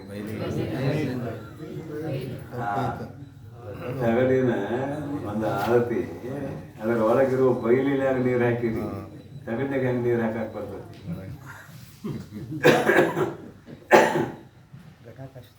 ಬಾಟ್ಲಾಗ ನೀರು ಹಾಕಿದೇವು ಅಂತೇರಿ, ಸುಳ್ಳು. ಬಾಟ್ಲಾಗ ನೀರು ಹಾಕಕ್ಕೆ ಬರೋದಿಲ್ಲ. ಮತ್ತು ಅಲ್ಲೇನು ಕೊಳ್ಳು ಭಾಗ ಇದೆಯಲ್ಲ, ಅದ್ರಾಗ ನೀರು ಹಾಕಿದೆ, ಬಾಟ್ಲಾಗ ನೀರು ಹಾಕ್ತೀರಿ. ಶಾಸ್ತ್ರಣ ಆಯಿತು. ಅಡುಗೆ ಮಾಡಿದ್ರಿ, ಅಲ್ಲಿ ಬಂದ್ಬಿಡೋನು. ಅಡುಗೆ ಮಾಡಿದ್ರಿ, ಕೂಟಸ್ಥ ಚೇತನ ಯಾಕಂತಾರೆ ಅನ್ನೋದು ಹೇಳ್ತೇನೆ, ಮತ್ತೇನಲ್ಲ. ಕೂಟಸ್ಥ ಚೇತನ ಅಂತ ಯಾಕಂತಾರೆ ಅನ್ನೋದನ್ನ ಹೇಳಕ್ ಹೊಂಟಿದ್ದೇನೆ. ಯಾವುದಕ್ಕೆ? ಘಟಾವಚ್ಛನ್ನ ಆಕಾಶಕ್ಕೆ ಕೂಟಸ್ಥ ಚೇತನ ಅಂತ ಕರೀತಾರೆ. ಅದನ್ನು ತಿಳಿಸೋದಕ್ಕಿದು ಉದಾಹರಣೆ, ಮತ್ತೇನಲ್ಲ. ಅದು ಹೇಗೆ ಅಂತ ಕೇಳಿದ್ರೆ, ಅಡುಗೆ ಮಾಡಿದಿರಿ. ಯಾವ ಥರ ಅಡುಗೆ ಮಾಡಿದಿರಿ? ಘಟಾವಚ್ಛನ್ನ ಆಕಾಶದಲ್ಲಿ ಅಡುಗೆ ಮಾಡಿದಿರಿ, ಬೈಲ್ನ್ಯಾಗ ಅಡುಗೆ ಮಾಡಿದಿರಿ. ಅದ್ರ ಮುಸುರು ಯಾವುದಕ್ಕೆ ಹೋಯ್ತು? ಮುಸುರು ತಗಡಿಗೆ ಇತ್ತು, ಬೈಲಿಗೆ ಹತ್ತಲೆಲ್ಲ ಮುಸುರಿ. ಹಾಗೆ ಈ ಶರೀರದಲ್ಲಿ ಕೂಟಸ್ಥ ಚೇತನ ಅಂತ ಒಂದಿದೆ. ಅದನ್ನು ಪ್ರತ್ಯೇಕಾತ್ಮ ಚೈತನ್ಯ ಅಂತ ಕರಿತೇವೆ. ಸಾಕ್ಷಿ ಅಂತ ಅದೇನೂ ಅಂಟಿಸ್ಕೊಂಡಿಲ್ಲ, ಐತಿ ಇದ್ರಾಗ, ಅದಕ್ಕೇನು ಅಂಟಿಸ್ಕೊಂಡಿಲ್ಲ. ಈ ಜೀವಚೇತನ ಇದೆಯಲ್ಲ, ಇದು ಚಿದಾಭಾಸ. ಇದು ಸಾಬ್ರ ನಕ್ಷತ್ರ ಪ್ರತಿಬಿಂಬಾದಂತೆ. ಅಲ್ಲಿ ಅನೇಕ ಆಕಾರ ವಿಕಾರ ಇದೆ. ಹಾಗೆ ಇದು ಚಿದಾಭಾಸ ಚೇತನ. ನಾ ಗಂಡು, ನಾ ಹೆಣ್ಣ, ವಿದ್ಯಾವಂತ ಅವಿದ್ಯಾವಂತ ಏನೇನೋ ತಿಳ್ಕೊಂಡಿರ್ತೀವಿ. ಇದು ಚಿದಾಭಾಸ ಚೇತನ. ಇನ್ನು ಈಶ್ವರ ಚೇತನ ಪ್ರತಿಬಿಂಬ, ಈಶ್ವರ ಚೇತನ. ಆ ಮೋಡದಲ್ಲಿ ಏನು ಪ್ರತಿಬಿಂಬ ಬಿದ್ದತೆ ಅಲ್ಲ, ಸೂರ್ಯನ ಪ್ರತಿಬಿಂಬ, ಹಾಗೆ ಈಶ್ವರ ಚೇತನ. ಅಂದ್ರೆ ಈ ಜಗತ್ತಿಗೆ ಕಾರಣ ಏನವ? ಸರ್ವಜ್ಞತ್ವಾದ ಗುಣಗಳು ಅವನಲ್ಲಿ ಇವೆ. ಆದುದರಿಂದ ಈಶ್ವರ ಚೇತನ. ಮೋಡನ್ ಪರಿಪೂರ್ಣ ಅಲ್ಲಲ್ಲ, ಅದು ಪರಿಚ್ಛನ್ನವೇ. ಈಶ್ವರ ಚೇತನ ಪರಿಪೂರ್ಣ ಅಲ್ಲ. ಘಟಾವಚ್ಛನ್ನ ಆಕಾಶ ಪರಿಪೂರ್ಣ ಅಲ್ಲ, ಉಪಾಧಿ ಇರುವವರೆಗೆ. ಉಪಾಧಿ ತೆಗೆದ ಮೇಲೆ ಪರಿಪೂರ್ಣ. ಹಾಗೆ ಈಶ್ವರ ಚೇತನ. ಈಶ್ವರ ಚೇತನ ಮೋಡದಲ್ಲಿ ಪ್ರತಿಬಿಂಬಿತವಾದದ್ದು ಅಂತ ದೃಷ್ಟಾಂತ ಕೊಟ್ಟಾರೆ. ಈಶ್ವರ ಚೇತನ. ಇಲ್ಲಿ ಈಶ್ವರ ಚೇತನಕ್ಕೂ ಜೀವ ಚೇತನಕ್ಕೂ ಅಭೇದ ಆಗುವುದಿಲ್ಲ. ಏನು ತಿಳಿತೈತೆ ಇಲ್ಲ ನೋಡ್ರಿ. ಈಶ್ವರ ಚೇತನಕ್ಕೂ ಜೀವ ಚೇತನಕ್ಕೂ ಅಭೇದ ಆಗೋದಿಲ್ಲ. ಯಾಕೆ? ಸರ್ವಜ್ಞತ್ವಾದಿ ಗುಣಗಳಿಂದ ಕೂಡಿಕೊಂಡಿದೆ ಈಶ್ವರ ಚೇತನ, ಕಿಂಚಿಜ್ಞತ್ವಾದಿ ಗುಣಗಳಿಂದ ಕೂಡಿಕೊಂಡಿದೆ ಜೀವ ಚೇತನ. ಮತ್ತು ರಾಜ ಬೇರೆ, ರಂಕ್ ಬೇರೆ. ರಾಜ ರಂಕ್ ಅಕ್ಕನ, ಸೇವಕ ಅಕ್ಕನ ಇಲ್ಲ. ಸೇವಕನೇ, ರಾಜ ರಾಜನೇ. ಹಾಗೆ ಜೀವ ಚೇತನ ಪರಿಚ್ಛಿನ್ನ ಇದೆ. ಈಶ್ವರ ಚೇತನ ಸ್ವಲ್ಪ ವಿಶಾಲಿದೆ, ಮೋಡ ವಿಶಾಲಿದೆ. ಅದಕ್ಕೆ ಈಶ್ವರನಿಗೂ ಜೀವಚೇತನಕ್ಕೂ ಅಭೇದ ಆಗುವುದಿಲ್ಲ. ಮತ್ತು ಯಾವುದಕ್ಕೆ ಅಭೇದ ಆಗ್ತೈತೆ ಅಂತ ಕೇಳಿದರೆ, ಘಟಾವಚ್ಛಿನ್ನ ಆಕಾಶಕ್ಕೂ ಮಹಾ ಆಕಾಶಕ್ಕೂ ಅಭೇದ ಆಗ್ತದೆ. ಘಟಾವಚ್ಛಿನ್ನ ಆಕಾಶ ನಿರ್ಲಿಪ್ತ, ಮಹಾ ಆಕಾಶ ನಿರ್ಲಿಪ್ತ. ಅದಕ್ಕಾಗಿ ಘಟಾವಚ್ಛಿನ್ನ ಆಕಾಶಕ್ಕೂ ಮಹಾ ಆಕಾಶಕ್ಕೂ ಅಭೇದ ಆಗ್ತದೆ. ಅಂದರೆ ಕೂಟಸ್ಥ ಚೇತನಕ್ಕೂ ಅಖಂಡ ಬ್ರಹ್ಮಚೇತನಕ್ಕೂ ಅಭೇದ ಆಗ್ತದೆ. ತತ್ವಮಸಿ ಮಹಾವಾಕ್ಯಾದಿಗಳನ್ನು ಹೇಳುವಾಗ ನಾವೇನು ಮಾಡಿದ್ದೇವೆ? ಈಶ್ವರ ಚೇತನದಲ್ಲಿ ತೋರುವಂತಹ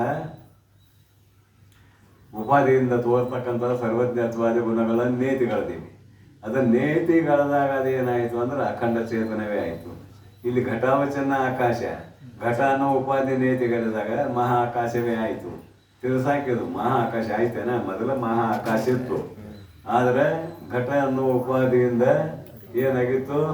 ಘಟಾವಚನ ಆಕಾಶ ಅಂತ ಕರೆಸಿಕೊಂತು. ಆದರೆ ಘಟಾವಚನ ಆಕಾಶ ಅಂತ ಕರೆಸಿಕೊಂಡಾಗಲೂ ನಿರ್ಲಿಪ್ತ, ಅದನ್ನು ನೆನಪಿಟ್ರು. ಮೊದಲು ನಿರ್ಲಿಪ್ತ, ಅಲ್ಲಿ ಮುಸುರು ಎತ್ತಿಲ್ಲ ಅಂತ ಹೇಳಿದ್ನಿಲ್ಲ, ಆಕಾಶಕ್ಕೆ ಮುಸುರು ಎತ್ತಿಲ್ಲ. ಹಂಗೆ ಸೋಪಾಧಿಕ ಬ್ರಹ್ಮಕ್ಕೂ ನಿರುಪಾಧಿಕ ಬ್ರಹ್ಮಕ್ಕೂ ಅಭೇದ ಇದೆ. ಸೋಪಾಧಿಕ ಬ್ರಹ್ಮ ಉಪಾಧಿ ತೆಗೆದಾಗ ಅಭೇದ ಇದೆ, ಉಪಾಧಿ ಇದ್ದಾಗ ಅಭೇದ ಇಲ್ಲ. ಉಪಾಧಿ ತೆಗೆದು ನೋಡ್ರಿ ಅಭೇದ ಇದೆ, ಉಪಾಧಿ ತೆಗೆದ್ರೆ ಅಭೇದ. ಯಾವ ಉಪಾಧಿ? ಮಾಯಾ ಉಪಾಧಿ. ಇಲ್ಲಿ ಯಾವ ಉಪಾಧಿ? ಅವಿದ್ಯಾ ಉಪಾಧಿ. ಜೀವಚೇತನದಲ್ಲಿ ಅವಿದ್ಯಾ ಉಪಾಧಿ, ಈಶ್ವರ ಚೇತನದಲ್ಲಿ ಮಾಯಾ ಉಪಾಧಿ. ಅವೆರಡನ್ನು ತೆಗೆದ್ಬಿಡ್ರಿ. ಆ ಈಶ್ವರ ಜೀವ ಅಂತ 4 ಹೆಸರಿನಿಂದ ಕರೆಸುವಂತಲ್ಲ ಇದು. ಮಹಾಕಾಶ, ಘಟಾವಚನ ಆಕಾಶ 2, ಸಾಬ್ರ ನಕ್ಷತ್ರ ಆಕಾಶ, ಮೇಘದಲ್ಲಿ ಮೋಡಗಳಲ್ಲಿ ತೋರುವ ಆಕಾಶ ಅಂತ 4 ಹೆಸರುಗಳಿಂದ ಕರೆಸ್ಕೊಂಡಿರ್ತು. ಈ ಉಪಾಧಿ ತೆಗೆದ್ಬಿಟ್ರೆ 4 ಅನ್ನೋದಲ್ಲಿ ಇಲ್ಲವೇ ಇಲ್ಲ, ಕೇವಲ ಅಖಂಡ ಚೈತನ್ಯ ಒಂದೇ ಇದೆ ಅಂತ ಇದರ ಅರ್ಥ, ಮತ್ತೇನಲ್ಲ. ಆಯ್ತು, ಇಷ್ಟು ಅರ್ಥ ಆದ್ರೆ ಮುಂದೆ ಹೋಗ್ತದೆ ಗಾಡಿ. ಚಿದ್ರೂಪ ಉಪಾಧಿ ಮತ್ತಂ ಜೀವ ಈಶ್ವರ ಕೂಟಸ್ಥ ಬ್ರಹ್ಮವೆಂಬವೇ ಚಿತ್ತಿನ ಚತುರ್ವಿಧ ಭೇದಂಗಳು ಅವಕ್ಕೆ ಘಟಜಲದಲ್ಲಿ ಮೊದಲೆಲ್ಲ ಓದಿದ್ದೇನೆ, ಅದಕ್ಕೆ ಅರ್ಥನೂ ಹೇಳಿದ್ದೇನೆ. ನಿಮ್ಗೆ ಓದಿದ್ರೆ ನಿಮ್ಗೆ ಅರ್ಥ ಆಕೈತಿ. ಏನು ಆನಂದ ಉಪಾಧಿ, ಆನಂದ ಒಂದ, ಅಲ್ಲಿ ಸದ್ರೂಪ ಚಿದ್ರೂಪ ಆನಂದ ಅಂತ ಹೇಳಿದ್ರೆ 3 ಹೇಳಿದ್ರೆ, ಈ ಕೇವಲ ಒಂದು ಆನಂದ ತಗೋತಾರೆ. ಈಗ ಸದ್ರೂಪ ಚಿದ್ರೂಪ ಬಿಡ್ತಾರೆ, ಈ ಕೇವಲ ಒಂದು ಆನಂದ ತಗೋತಾರೆ. ಈ ಆನಂದ 8 ವಿಧವಾಗಿ ತೋರುತ್ತದೆ ಅಂತ ಬರೀತಾರೆ. 8 ವಿಧವಾಗಿ ತೋರುತ್ತದೆ.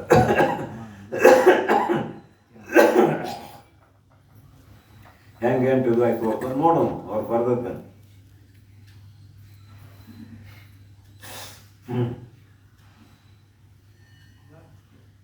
ಮತ್ತಂ ವಿಷಯಾನಂದ, ಬ್ರಹ್ಮಾನಂದ, ವಾಸನಾನಂದ, ಮುಖ್ಯಾನಂದ, ನಿಜಾನಂದ, ಆತ್ಮಾನಂದ, ಅದ್ವೈತಾನಂದ, ವಿದ್ಯಾನಂದವು ಎಂಬಿವೆ ಆನಂದದ 8 ಭೇದಗಳು.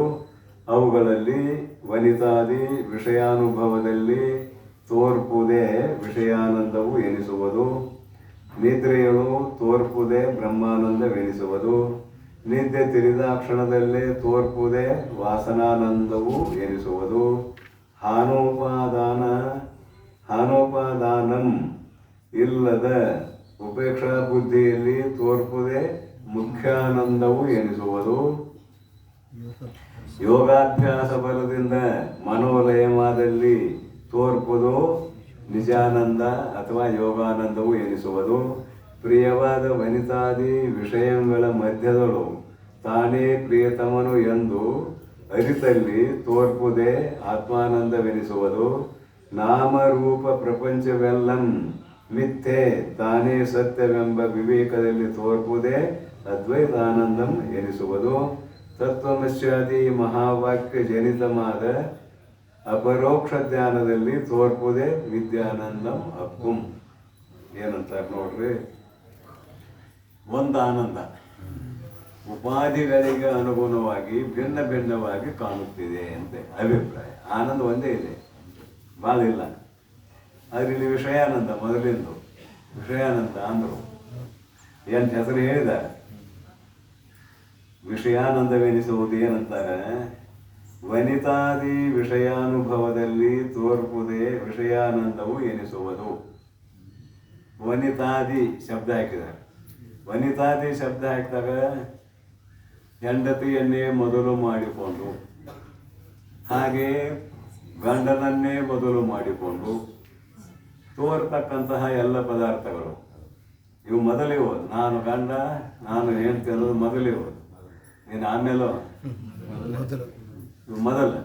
ನಾನು ಗಂಡ, ನಾನು ಹೆಂಡತಿ ಅಂದಮೇಲೆ ಉಳಿದೆಲ್ಲ ವ್ಯವಹಾರ. ಅದಕ್ಕೆ ವನಿತಾದಿ ಅಂತ ಹಾಕ್ಯಾರ. ಅದಕ್ಕೆ ಹೇಳಕತ್ತೇನೆ ಮತ್ತೆ ನಾನು. ಅಂತೂ ಎಲ್ಲ ವ್ಯವಹಾರ, ಉಳಿದದ್ದು ವ್ಯವಹಾರ. ಆಯ್ತಪ್ಪ, ಈಗ ಅತ್ಯಂತ ಪ್ರೀತಿಗೆ ಪಾತ್ರವಾದ ವಸ್ತು ಇವುಗಳಲ್ಲಿ, ವನಿತಾದಿಗಳಲ್ಲಿ ಅದು ಪ್ರಾಪ್ತ ಆಯ್ತಂದ್ರೆ ಒಂದು ಆನಂದದ ಅನುಭವ ಆಗ್ತದೆ. ಅದು ಆನಂದದ ಅನುಭವ. ಇದು ವಿಷಯಾನಂದ ಅಂತ ಕರೀತಾರೆ. ವಿಷಯದಿಂದ ಆನಂದ ಆಗೈತೋ ಹೇಗೆ? ಇಲ್ಲಿ ಚಿಂತನೆ. ವಿಷಯದಿಂದ ಆನಂದ ಆಗೈತೋ ಹೇಗೆ?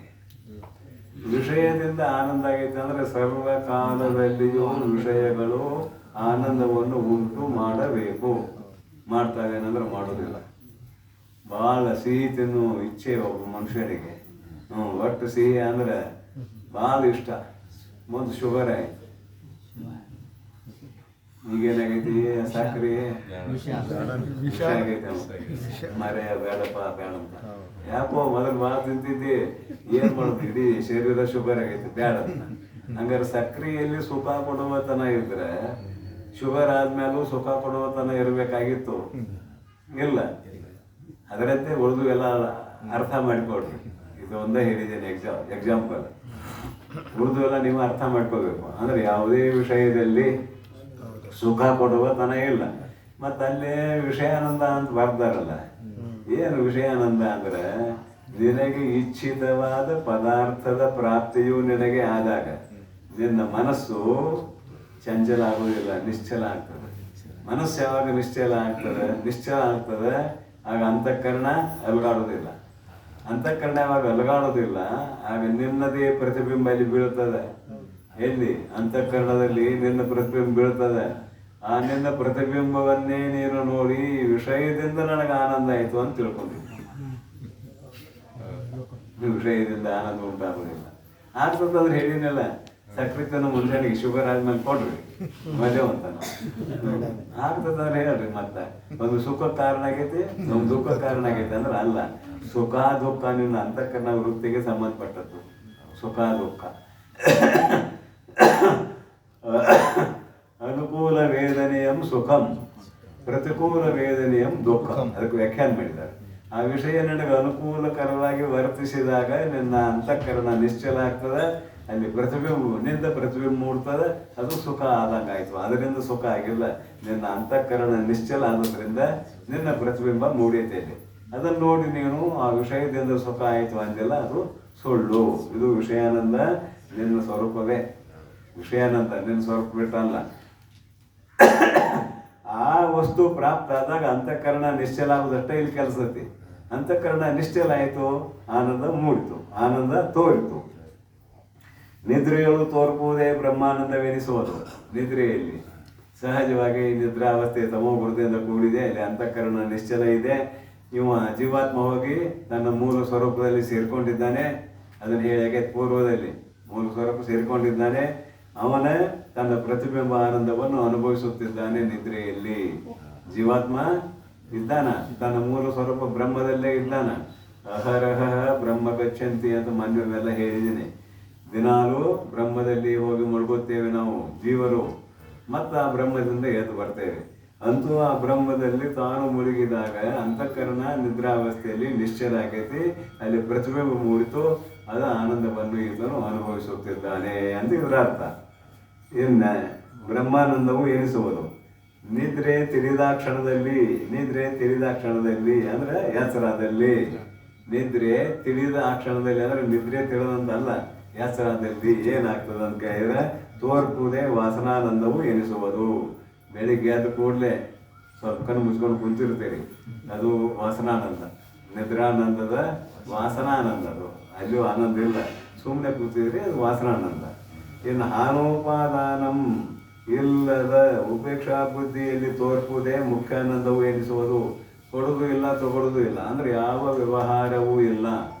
ಯಾವುದೇ ವ್ಯವಹಾರವೂ ಇಲ್ಲದೆ ಇದ್ದಾಗ ಇವನ ಬುದ್ಧಿ ನಿಶ್ಚಲ ಆಗಿರ್ತದೆ, ಮನಸ್ಸು ನಿಶ್ಚಲ ಆಗಿರ್ತದೆ, ಅಂತಃಕರಣ ನಿಶ್ಚಲ ಆಗಿರ್ತದೆ. ಅವಾಗ ಅಲ್ಲಿ ಒಂದು ಆನಂದ ತೋರ್ತದೆ. ಇದಕ್ಕೆ ಮುಖ್ಯ ಆನಂದ ಅಂತ ಕರೀತಾರೆ. ಕೊಡೋದು ಇಲ್ಲ, ತಗೊಳ್ಳೋದು ಇಲ್ಲ. ಉದಾಹರಣೆಗೆ ಸಣ್ಣ ಮಕ್ಕಳಿಗೆ ಸುಮ್ಮನೆ ತಿಳ್ಸಾಕ, ಸಣ್ಣ ಮಕ್ಕಳಿಗೆ ಯಾವಾಗಲೂ ಆನಂದ ಇರ್ತದೆ. ಯಾಕೆ? ಅವು ಕೊಡೋದು ಇಲ್ಲ, ತಗೊಳ್ಳೋದು ಇಲ್ಲ. ಕೊಡೋದು ತಗೊಳ್ದಿದ್ರೆ ಅವು ಆನಂದ ಅನುಭವಿಸ್ತಿರ್ಲಿಲ್ಲ. ಮತ್ತು ನಾವು ಕೊಡೋದು ತಗೊಳ್ಳೋದು ಮಾಡೋಕೆ ಹತ್ಕೊಳ್ಳಿ ಆನಂದ ಇಲ್ಲ. ಕೊಡೋದು ಬಿಡು, ತಗೊಳ್ಳೋದು ಬಿಡು, ಅಂದ್ರೆ ದುಡಿದು ಬಿಡು ಅಂತ ಅರ್ಥ ಮಾಡಿಗಿಡೀನಿ. ಉದಾಸೀನ ಅವಸ್ಥೆಯಲ್ಲಿ ತೋರುವ ಆನಂದವೇ ಮುಖ್ಯಾನಂದ ಅಂತ ಇದರ ಅರ್ಥ.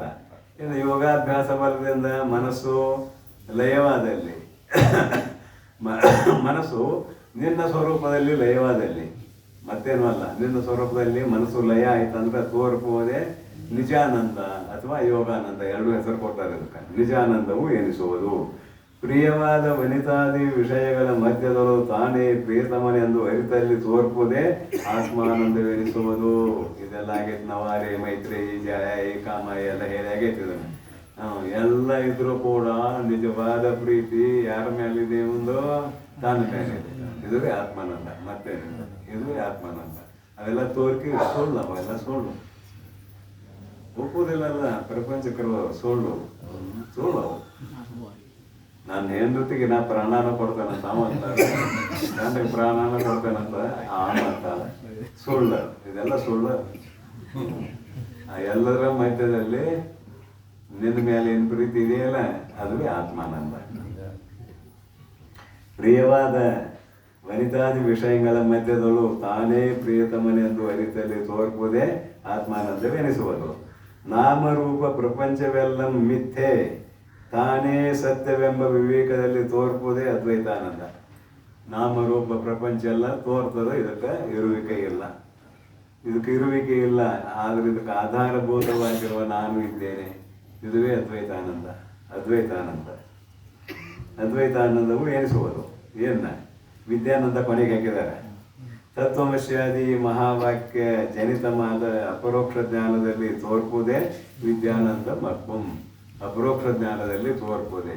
ಇಲ್ಲಿ ಅದ್ವೈತಾನಂದಕ್ಕೂ ವಿದ್ಯಾನಂದಕ್ಕೂ ಏನು ಭಾಳ ಬರಕ್ಕಿಲ್ಲ, ಒಂದೇ. ಆದರೆ ಇಲ್ಲಿ ಅದ್ವೈತಾನಂದ ಹೇಗೆ ಉಂಟಾಯಿತು ಅಂತ ಕೇಳಿದರೆ, ತತ್ವಮಸ್ಯಾದಿ ಮಹಾವಾಕ್ಯಗಳ ಅರ್ಥವನ್ನು ತಿಳಿದಾಗ ಅದ್ವೈತಾನಂದ ಉಂಟಾಯಿತು. ಅಂದರೆ ವಿದ್ಯಾನಂದ ಅಂತ ಕರೆದ್ರು, ಇಷ್ಟೇ, ಮತ್ತೇನಿಲ್ಲ. ತತ್ವಮಸಿ ಮಹಾವಾಕ್ಯಾದಿಗಳ ಶ್ರವಣ ಮಾಡದೆ ಹೋದರೆ ಅದ್ವೈತಾನಂದದ ಸಿದ್ಧಿ ಆಗೋದಿಲ್ಲ. ಅದ್ವೈತಾನಂದದ ಸಿದ್ಧಿ ಆಗಬೇಕಾದ್ರೆ ಈ ಜಗತ್ತು ಸುಳ್ಳು ಅಂತ ಹೇಳ್ಬೇಕಲ್ಲ. ನಾವು ಜಗತ್ತು ಸುಳ್ಳು ಅಂತ ಹೇಳ್ಬೇಕಾದ್ರೆ ತತ್ವಮಸಿಯಾದಿ ಮಹಾವಾಕ್ಯಗಳನ್ನು ತಗೋಬೇಕು. ಅಲ್ಲೇನು ಸರ್ವಜ್ಞತ್ವಾದಿ ಗುಣಗಳು ಸುಳ್ಳು, ಕಿಂಚಿತತ್ವಾದಿ ಗುಣಗಳು ಸುಳ್ಳು. ಕೇವಲ ಅಖಂಡ ಚೈತನ್ಯ, ಅದು ಮಾಯೋಪಹಿತ ಚೈತನ್ಯ, ಅವಿದ್ಯೋಪಹಿತ ಚೈತನ್ಯ ಅಂತ ಕರಿತೇವೆ. ಕೇವಲ ಅಖಂಡ ಚೈತನ್ಯ ಅನ್ನೋದಿಲ್ಲ. ತತ್ವಮಸಿ ಮಹಾವಾಕ್ಯದ ಅರ್ಥವನ್ನು ಮಾಡುವಾಗ ಮೊನ್ನೆ ಮೇಲೆ ಆಗೈತೆ, ಬೃಹದಾರಣ್ಯೋಪನಿಷತ್ತಿನ ಸಂದರ್ಭದಲ್ಲಿ ಹೇಳಿ ಆಗೈತಿ. ಅಲ್ಲಿ ಏನು ಹೇಳೈತಿ ಅಂತ ಕೇಳಿದ್ರೆ, ಅಲ್ಲಿ ತತ್ವಂ ಅಸಿ ಅಂತ ಏನಿದೆಯಲ್ಲ, ತತ್ವಮಸಿ ಮಹಾವಾಕ್ಯದ ಅರ್ಥವನ್ನು ಬಿಡಿಸುವಾಗ ಭಾಗತ್ಯಾಗ ಲಕ್ಷಣ ಮಾಡಿ ಆತ್ಮನಲ್ಲದನ್ನು ನೇತಿಗಳಿದೀವಿ, ಇಷ್ಟೇ, ಮತ್ತೇನಿಲ್ಲ. ಆತ್ಮನಲ್ಲದನ್ನು ನೇತಿಗಳಿದೀವಿ ಅಂದ್ರೆ ಇಡೀ ಜಗತ್ತನ್ನು ನೇತಿಗಳಿದೀವಿ ಅಂತ ಅದರ ಅರ್ಥ. ಇಡೀ ಜಗತ್ತೇ ಇಲ್ಲ ಅಂದಾಗ ಇವನಿಗೆ ವಿದ್ಯಾನಂದ ಉಂಟಾಗಿದೆ ಅಂತ ಕರೀತಾರೆ. ಈ ರೀತಿಯಾಗಿ ಆನಂದ ಉಪಾಧಿಗೆ ಅಧೀನವಾಗಿ ತೋರ್ತದೆ, 8 ವಿಧವಾಗಿ ತೋರ್ತದೆ ಉಪಾಧಿಗೆ ಅಧೀನವಾಗಿ. ಉಪಾಧಿ ಇಲ್ಲ ಅಂದ್ರೆ ಕೇವಲ ಆನಂದ. ಉಪಾಧಿ ಬಿಟ್ಟು ನೋಡ್ರಿ ಕೇವಲ ಆನಂದವೇ ಇಲ್ಲಿ ಇದೆ ಅನ್ನುವುದು ಈ ಹೆಡ್ಡಿಂಗದ ಅರ್ಥ. ಮುಂದಿನ ಹೆಡ್ಡಿಂಗದಲ್ಲಿ